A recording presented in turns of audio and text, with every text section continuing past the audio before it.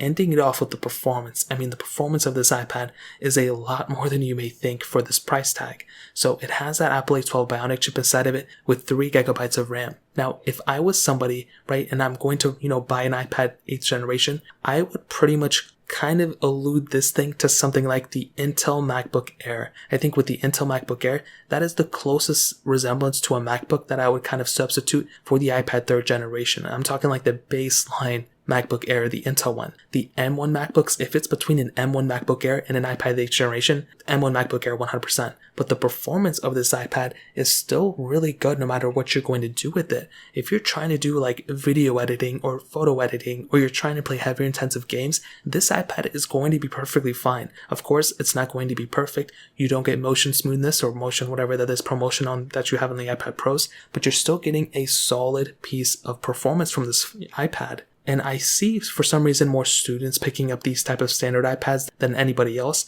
And I do think, as a student, if you're somebody who wants to take notes, you have the Apple Pencil 1 support. If you want to go ahead and, do certain things, this iPad is going to be able to handle it. I do think even with like certain programming things, you're going to be okay with it too. I don't know if you can necessarily compile a bunch of code on this thing. You may be better off getting a MacBook. But this iPad, for, in terms of a performance standpoint, it's going to be getting you the same performance as something like an iPhone XR. It is almost exactly spec'd out that same thing. I mean, the iPhone XR had the same chipset with the same amount of RAM, and I still say to this day and age that it's still a very good performing iPad. The biggest problem you're going to have in terms of a performance standpoint here, which is not a big deal unless you're really doing heavier intensive things, is the RAM management. So if you're holding a bunch of stuff in the background of your iPad, so a bunch of videos and notes and this and that, then you may experience some issues, but for the most part, you're going to be getting solid performance from this iPad. So I think that is a solid thing on this iPad for sure. So in terms of that really pretty much covers up the performance standpoint.